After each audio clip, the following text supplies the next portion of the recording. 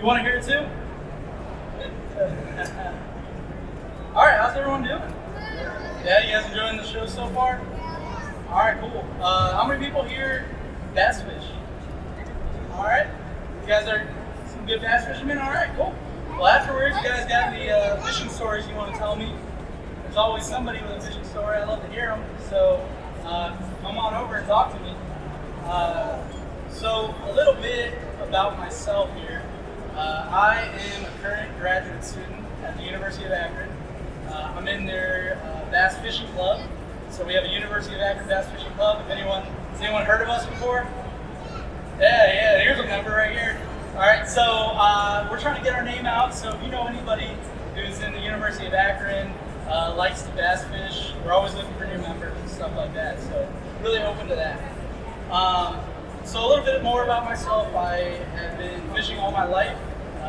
Been tournament fishing now for going on 9 years. So I get around the block. I lose a lot of money here and there, but I win some of the time as well.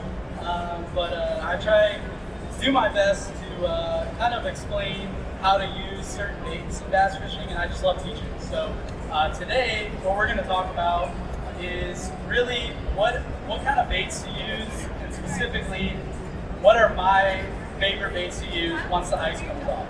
All right, how many people here go fishing, can't wait, it's ice on the lakes, you just can't wait to get out, and you get out in the water right when it thaws out, right? So we got a couple people like that, and this can be a really hard time to fish, am I right? So a lot of times it's really tough catching fish right when that ice comes off. So what I'm gonna do is talk about the 5 baits that I think are the best way to catch fish during those really cold water periods. All right? So you guys all ready to learn? All right, cool. All right, so the first thing that we're gonna talk about is getting out to the lake. All right, so when the ice comes off, if you have a boat, you're lucky enough to have a boat, you go out there and this is what you're gonna look for. You're gonna look for clear water.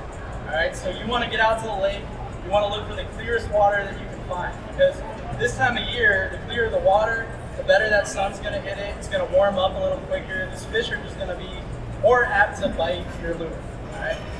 And so the first bait that I pull out is what's called a blade bait, or a vibey. Has anyone ever used a blade bait before? Yeah, so a couple people. It's not a popular bait, but it's really good for getting bass to bite in really cold weather, all right?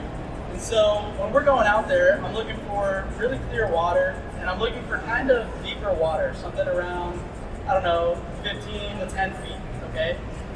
So when you get into that range and you find that clear water, and it's at about 37, 40 degrees, this is the bait that I'm always using. I'm throwing it all day long, and it will just flat out catch fish, all right? So the weird thing about this bait is it doesn't look like much, all right? It just looks like a piece of metal, and it's kind of hard to think about how this could actually catch a fish. What it does is it causes a reaction, all right? So when you have cold water, you always want a reaction bite.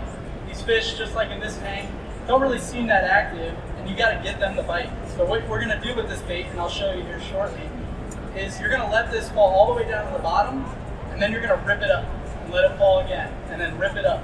And what it does is it creates vibration as it goes up in the water column, and it really allows the fish to see it, and then when it kind of rips up in front of them, they just strike it. All right, and hopefully the fish today will cooperate and do just that. All right. Some key details about this bait. You see that this one is gold. I also have a silver one right here. This really depends on the weather that we're looking at. All right, so if it's a cloudy day, I prefer the gold color. If it's really sunny out, I'm going to prefer the silver color. And really, that's just to help with the visibility that we're working with. Some colors are easier to see in certain lightings than others. All right.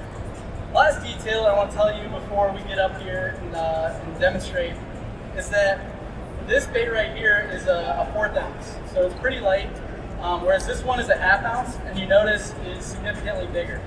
Now over the years, I've tested both of these, kind of got on this bite, and it was like, does the bigger bait matter, or does the size really not matter to catch bigger fish? And in fact, with this bait, I've noticed if you use this 1/2 ounce, this little bigger blade bait, you you will catch bigger fish. And I've tried it, I don't know, maybe 4 or 5 times now. The only difference though is when you upscale to this size, you're also not going to catch as many. All right. So when I get out there, when the ice comes off, I definitely start with the smaller bait, and then I increase if they seem to like it and they start biting. All right. So any questions about this bait before I get up there and demonstrate? This is called a blade bait or Vibe. So Vibe was the original creator of this bait. It's, yeah, Vibe and then an extra E. So they were the original creator of the bait. You can still buy them. These are Damiki bulks. So this is just another brand. Why I like the Damikis is because I can change the hooks out. So if you notice, these hooks are pretty big, and I like it that way because this bait's known to lose fish because you're kind of just ripping it up, and you'll kind of hook into them as you're ripping it up. So I can put bigger hooks on this, better hooks than what they come with. Whereas the original Vibe, they kind of come with those standard hooks. You can't really change your knobs. All right. Yeah. Any other questions about this blade bait? All right. Really good on Lake Erie for smallmouth too. If you're an Erie person. So I'm gonna go up there. All right. Testing. Can you guys hear me? All right. Cool. So basically, like I was saying, you want to find clear water, just like what we have in this tank. All right. When I get out there, I'm really looking for something that has 3-foot clarity or even better. The more clear water you have, the better the baits be able to be seen.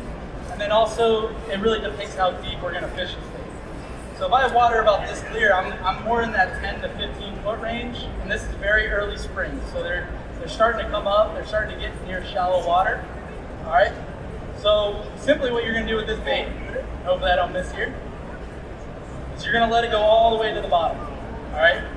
Once that gets to the bottom, you're going to have a little bit of slack in your line, and you're simply going to pop it up. All right. And I start like this because the more you pop it, the higher in the water column it goes. The more detail I'm going to get about where these fish are setting up. So when I get out there, I'm definitely starting to pop this thing really high in the water column, sometimes up to like 5-6 foot if I can.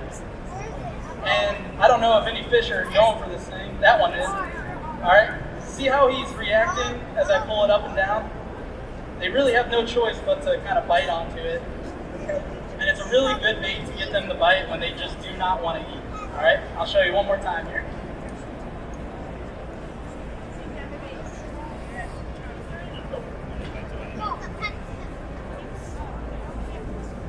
All right. So again, this is, they're not wanting to bite. It's very cold water.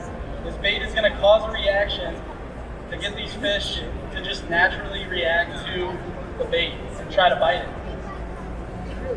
Now you can either get bit on the way down, or normally I don't know there's a fish on until I rip it up and I've kind of stuck it with the hooks.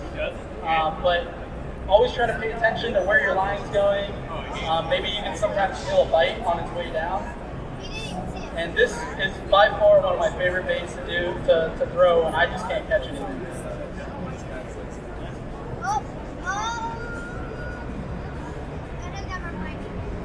All right. It also doesn't hurt when you're at the end of your cast to kind of bob it up and down under the boat.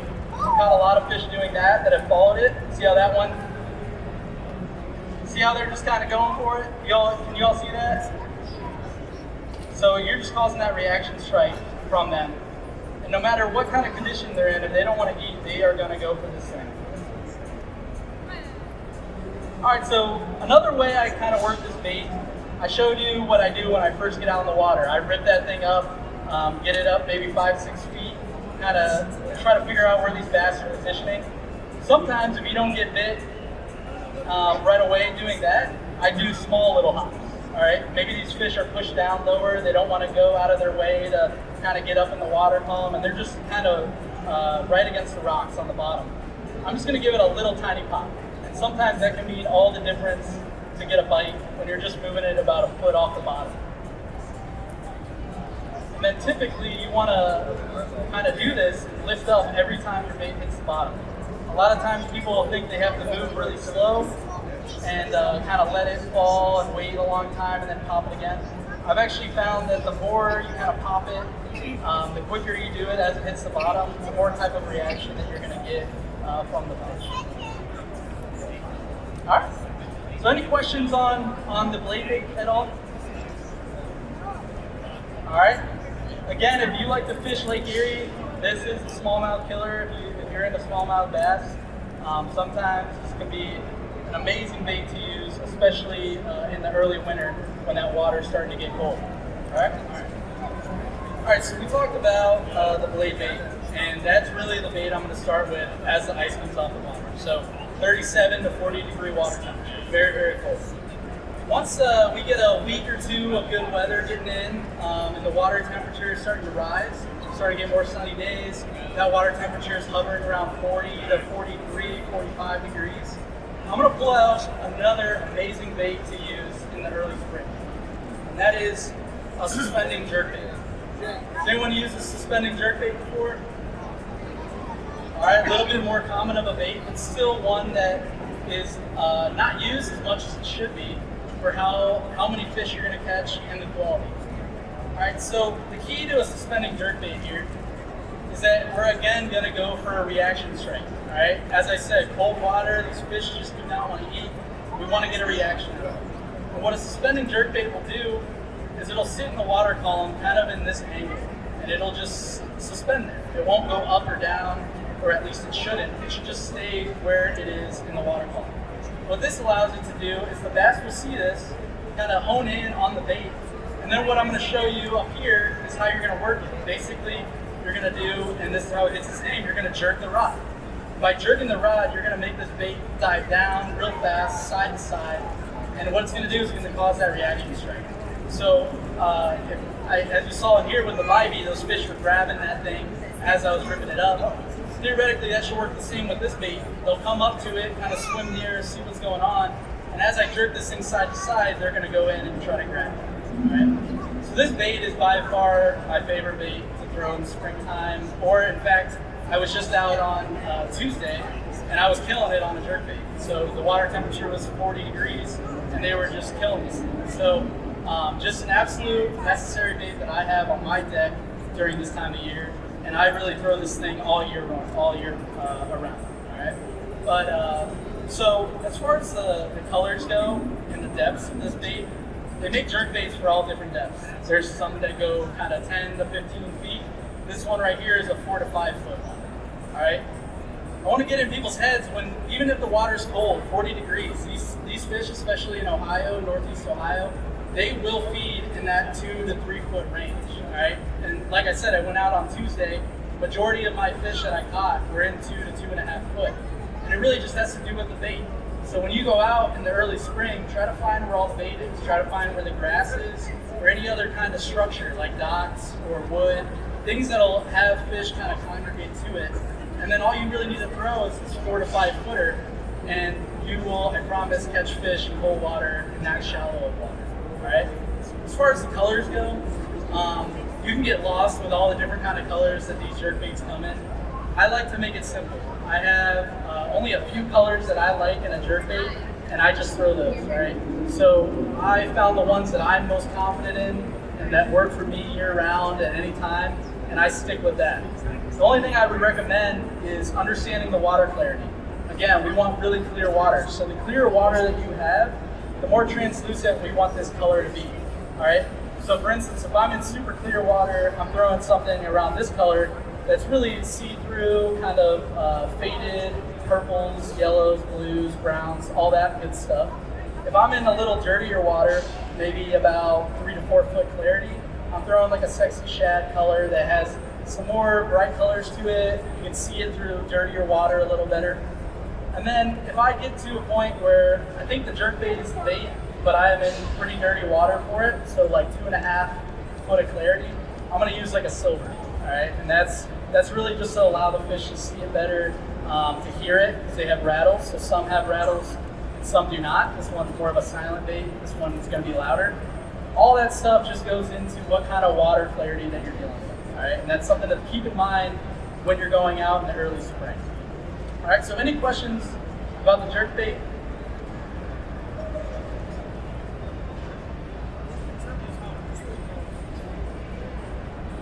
That's a good question. So what determines how deep your jerkbait is going to go? It's really the bill of the bait. All right. So when you go into a store, you're going to find your box. Your box is going to tell you the certain depth at which this jerkbait is going to go, and that's based on your fishing line. All right. So typically when I read a box and it says this thing dives 4 to 5 feet, I assume that's with about 10-pound test line. All right. If I went up to 17-pound test line, that bait might only go 2 to 3 feet. All right. But the box is going to tell you relatively, how deep this bait's going to go, and it's really going to depend on the bill of the bait. Now, there are some brands that I prefer more than others, and so, for instance, this one here is Mega Bass 110. Very expensive jerkbait. I kind of kick myself for buying them. They're $25 a piece, so it breaks my heart when I lose one, which you will occasionally. If you want something a little cheaper, this STX Lucky Strike makes it. These literally are almost identical in the modeling, and these are around $9. All right.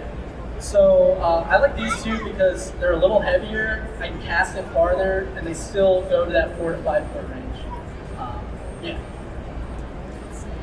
One more piece of advice if you're going to throw a jerkbait.